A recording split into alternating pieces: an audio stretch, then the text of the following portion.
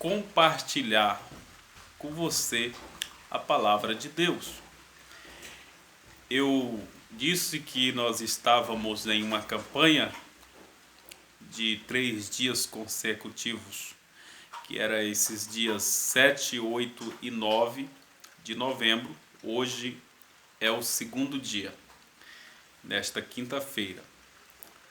E eu disse que durante esses 3 dias eu estaria gravando uma mensagem de Deus ao seu coração, baseado na campanha que nós levantamos aqui na igreja, que tem como título, baseado no capítulo de número 13 de 1 Coríntios, no versículo de número 7, aonde diz que o amor tudo sofre, o amor tudo crê, o amor tudo espera e o amor tudo suporta. E eu quero ler com você, se você tiver uma Bíblia Sagrada aí, eu estou com minha Bíblia Sagrada aqui, né? E eu quero que você encontre a parte de 1 Coríntios, capítulo de número 13, para que nós possamos fazer a leitura da palavra de Deus. 1 Coríntios, capítulo de número 13, eu já encontrei aqui, né? E nós vamos estar lendo agora. Mas antes que eu leia, eu quero pedir para que você venha compartilhar com seus amigos esse vídeo. Eu quero que você compartilhe o máximo que você puder, para que assim então outras pessoas possam ser abençoadas e alcançadas assim como você. Eu sei que tem pessoas que precisam ouvir essas palavras. Portanto, compartilhe com seus parentes, seus familiares, seus amigos, seus irmãos de igreja, tá bom?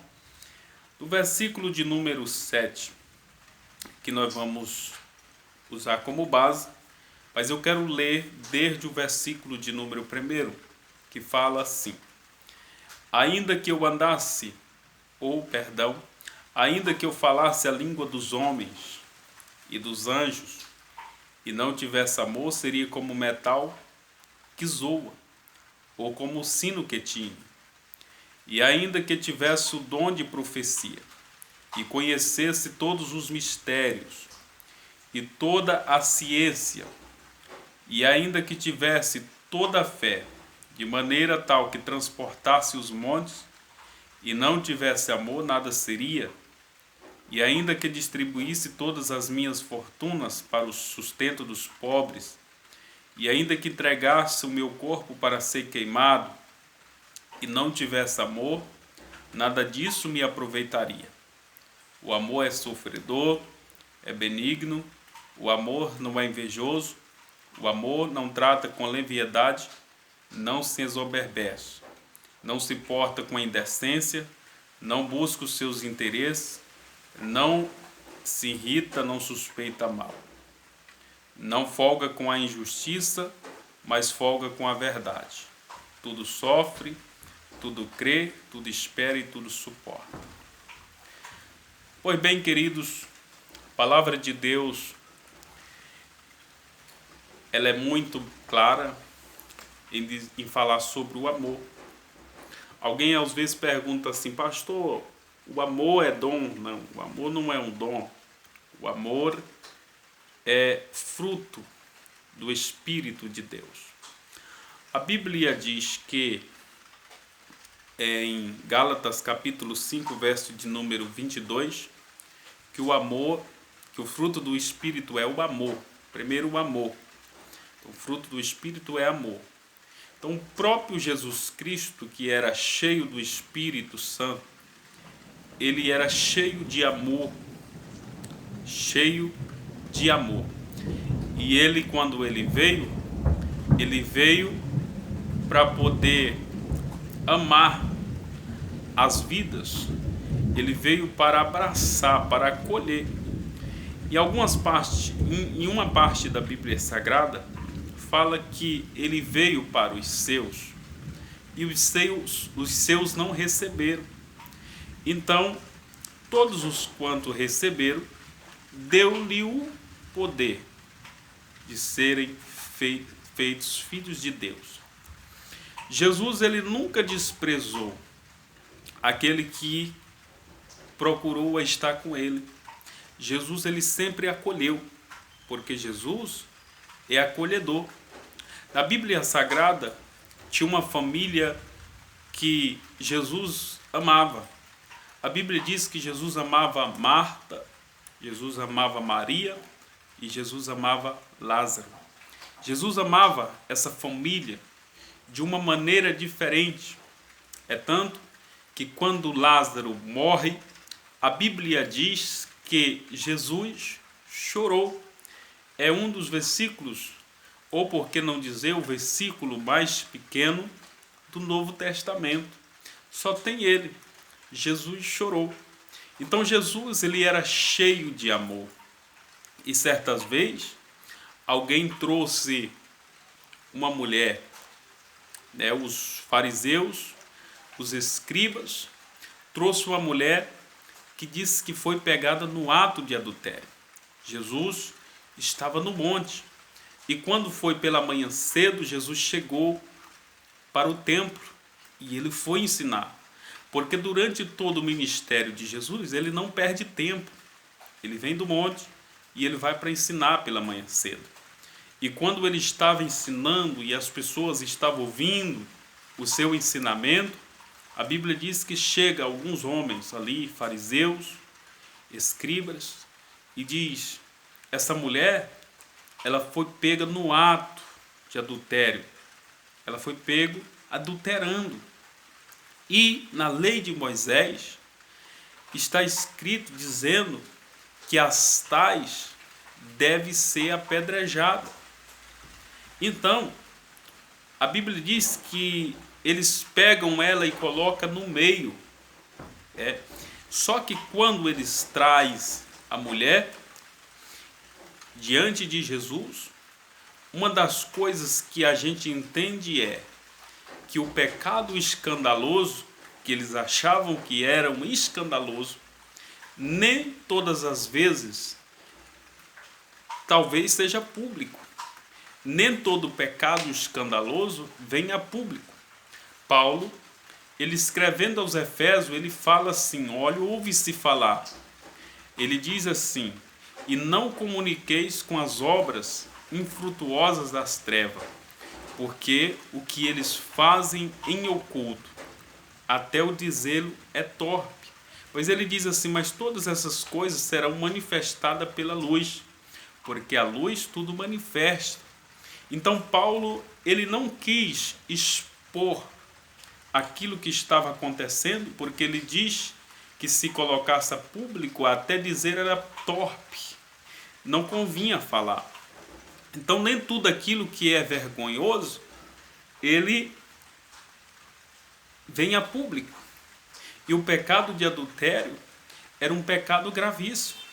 Era um pecado que ia de encontro à lei de Moisés, porque a Bíblia diz que, no livro de Êxodo, capítulo de número 20, que um dos mandamentos que tinha era não adulterarás. E esse pecado era tão grave que quando alguém ele cometia o pecado do adultério, ele tinha que morrer apedrejado. Mas teve uma certa vez que foi dada uma ordem para uma menina que adulterou, que ela tinha que morrer queimada. Ela foi morta queimada. Então era muito severo o caso do adultério. Só que eles estavam levando uma mulher para ser apedrejada. E neste momento eles passaram a ser um tipo de julgadores ali naquele momento. Eles pegam aquela mulher e levam. Mas como eu disse, nem tudo que é escandaloso ele vem a público. E aqueles homens, eles tinham pecado, quem sabe, piores do que ela. Porém, aquele pecado que eles tinham não tinha vindo a público ainda. Mas sempre tem um dizer que aonde tem dois, algo escondido entre dois, logo vem à tona a terceira pessoa. Então, ali eles trouxeram a mulher. É interessante lembrar que eles não trouxeram o homem também. A pergunta, por que não trouxeram o homem, mas trouxeram somente a mulher? Mas a Bíblia vai dizer logo a seguir que eles trouxeram ela e fizeram uma pergunta para ele, para testar a ele, para testar a Jesus. Mas aqueles homens, eles tinham muitos pecados também. A Bíblia diz que olhou o Senhor do céu para baixo e procurou se havia um justo sequer, e não encontrou nenhum justo. Jesus ele fala sobre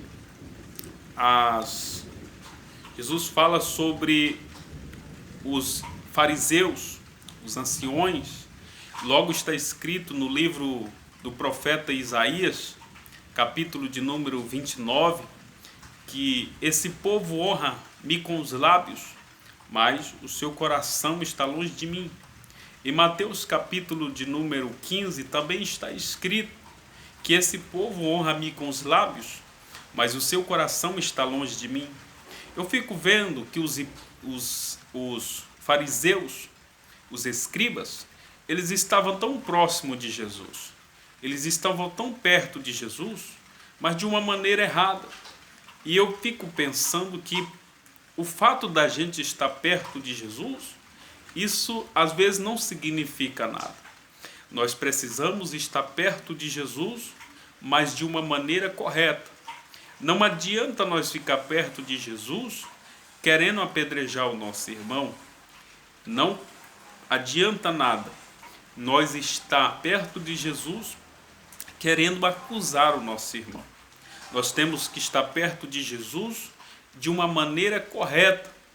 Então aqueles homens estavam de uma maneira errada, estava próximo, mas ao mesmo tempo estava longe. Aparentemente estava perto, fisicamente estava perto, mas os seus corações estavam longe. Eles estavam ali de maneira errada, com convicções erradas. Quantas pessoas eles estão próximo de Jesus, fisicamente, estão dentro do templo, estão na casa de Deus, mas o seu coração estão distante de Deus. A Bíblia diz: amar a Deus de todo o teu coração, de toda a tua alma, de toda a tua força e de todo o teu entendimento. E ele diz ainda: amai a Deus sobre todas as coisas e o teu próximo como a ti mesmo. Nós estamos falando aqui de amor. O amor, ele supera todas as coisas. E quando eles estão ali, eles pegam aquela mulher e colocam no meio. Por que eles colocam no meio? Porque no meio seria o lugar que ela ia ser vista por todos. No meio seria o lugar que a sua vergonha ia ser exposta, o seu pecado ia ser exposto para todos verem. Colocando ela no meio, todos iriam ver uma forma maligna, diabólica e cruel de dizer para todo mundo: olha, ela foi pega no ato do adultério. Só que uma coisa que eles não sabiam é que eles estavam colocando ela no meio, mas diante dela tinha um que é especialista e que desde criança sempre gostou do meio, que era o próprio Jesus. Interessante isso. A Bíblia diz que quando a mãe de Jesus foi para Jerusalém, quando eles estavam lá, que eles iam voltando para sua casa, a Bíblia diz que a criança ela desaparece entre o povo, a multidão, e quando eles procuraram o menino, não o encontraram. A mãe de Jesus voltou à procura do menino, o menino Jesus. E quando volta, ela encontra o menino no meio. No meio de quem? Dos doutores. Fazendo o quê? Estava ensinando a palavra aos doutores. E a Bíblia diz que os doutores lhe faziam pergunta e ele lhe respondia todas as perguntas. Jesus sempre gostou do meio. Veja, porém, que havia uma mulher com a mão mirrada há muito tempo. Levaram ela. Jesus estava no meio, no templo. E quando Jesus viu, falou para ela: vem para o meio. Jesus, ele gosta de estar no meio. E quando foi crucificar a Jesus, a Bíblia diz assim que colocaram um malfeitor à direita, o outro à esquerda. E Jesus estava no meio. Quando Jesus ele foi assunto, quando ele ressuscitou, ele aparece para os discípulos. Os discípulos estavam com medo da perseguição que estava vindo dos judeus e eles se esconderam. E eles estavam dentro de uma casa fechada e de repente Jesus aparece no meio deles e diz: paz seja convosco. A Bíblia diz que Jesus também aparece lá na ilha de Patmos, quando João estava arrebatado, que ele ouve uma voz falando com ele, que ele olha para ver quem era. A Bíblia diz que ele viu um como semelhança ao Filho dos Deuses, e ele estava no meio dos 7 castiçais de ouro. A Bíblia fala também, no livro de Éfeso, que há um só mediador entre Deus e os homens, Jesus Cristo, o justo. Ele é a propiciação pelos nossos pecados. Um só mediador entre Deus e os homens. Aquele que está entre Deus e os homens está logicamente no meio. Então, Deus ele gosta de estar no meio. Dentro do livro dos Salmos 46, a Bíblia diz: Deus é o refúgio e fortaleza, é o socorro bem presente na hora da angústia, pelo que não temeremos, ainda que a terra se mude, ainda que os montes se transportem para o meio dos mares, ainda que as águas rugem e se espumejem, ainda que os montes se estremeçam pela sua braveza. Há um rio cujas correntes alegram a cidade de Deus. Olha o mistério. Deus está no meio dela, no meio, jamais será abalada. Jesus ele disse assim: aonde tiver 2 ou 3 reunidos em meu nome, ali eu estarei no meio dele. A Bíblia também diz, olha para cá, que quando Nabucodonosor ele coloca os 3 homens dentro da fornalha, Sadraque, Mesaque e Abednego, quando ele olha, ele vê um 4º homem dentro da fornalha, no meio da fornalha. E ele olha, eu vi um 4º homem, não era 3, era 3, mas lá tem 4. E ele manda chamar. Quando ele chama, a Bíblia diz que o fogo não queimou eles, e eles passeavam. O 4º homem estava no meio da fornalha. Dentro da cova dos leões, também com Daniel, ali estava alguém que estava fechando a boca dos leões. E esse alguém nada mais era do que Jesus, em forma de um anjo que estava ali. Jesus ele sempre gostou de estar no meio.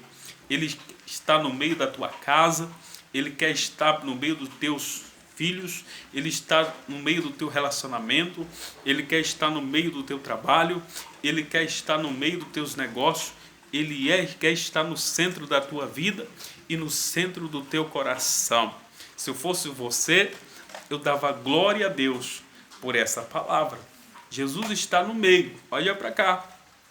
E a Bíblia diz que eles colocam ali aquela mulher. Só que aonde Jesus está, ali, mesmo que ela está sendo envergonhada, aquele que tira a vergonha estar ali também. Mesmo que ela está ali sendo colocada para expor os seus pecados, estar ali aquele que é capaz de apagar os seus pecados. Então, o advogado dos advogados estava ali, aquele que é cheio de amor. E eles colocaram ali e falaram: olha, pela lei de Moisés, essa mulher ela tem que ser apedrejada. E naquele momento, a Bíblia diz que ele fala para eles assim: olha, quem não tem pecado, que atire a primeira pedra.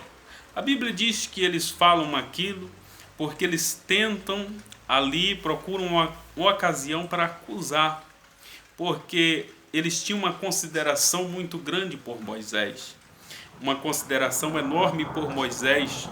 Então eles falam, se ele falar que Moisés está errado, ele deve ser apedrejado.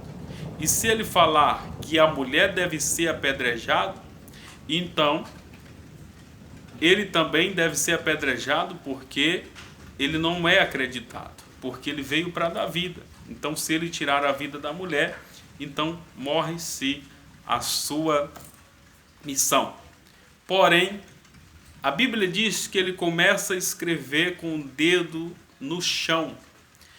A terceira vez na Bíblia que a gente encontra um ser divino escrevendo no chão.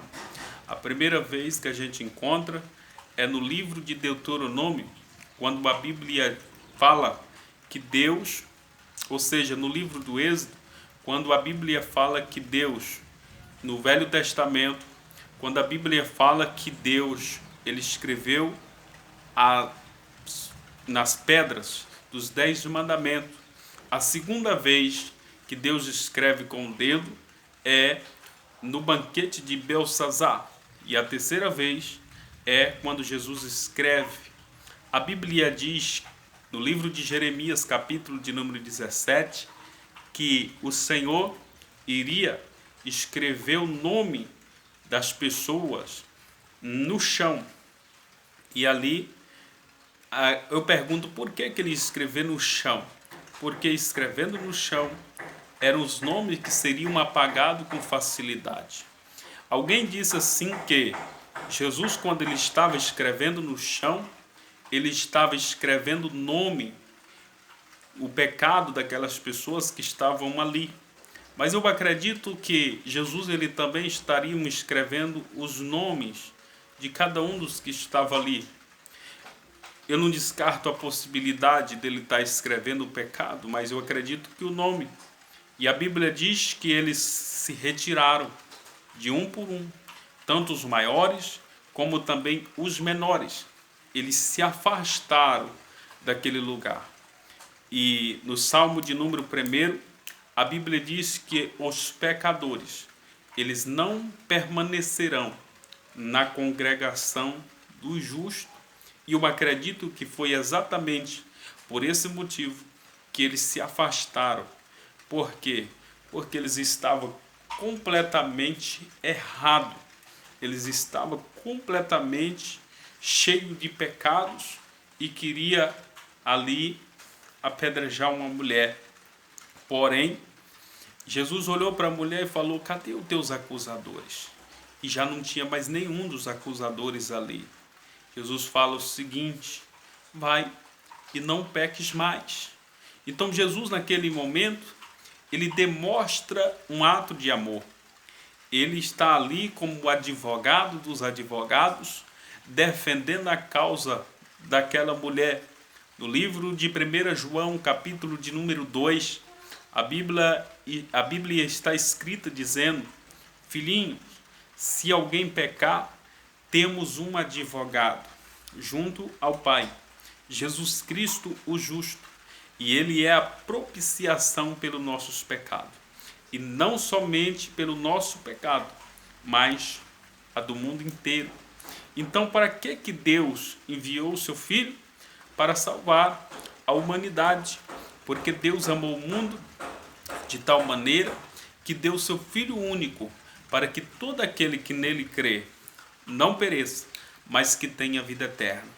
Você pode receber essa palavra e dar um glória a Deus. A minha oração é que a misericórdia de Deus, ela vinha te cobrir. A misericórdia de Deus venha te alcançar. Não tem pecado, não tem iniquidade, não tem obras más que Jesus ele não venha perdoar. E nessa oportunidade, você pode neste momento Dá graças ao Senhor, porque Ele tem te dado uma nova oportunidade. Ele tem te dado uma nova chance. As pessoas por muitas vezes querem te apedrejar. Por muitas vezes as pessoas queiram te jogar pedras. Alguns falam mal de você.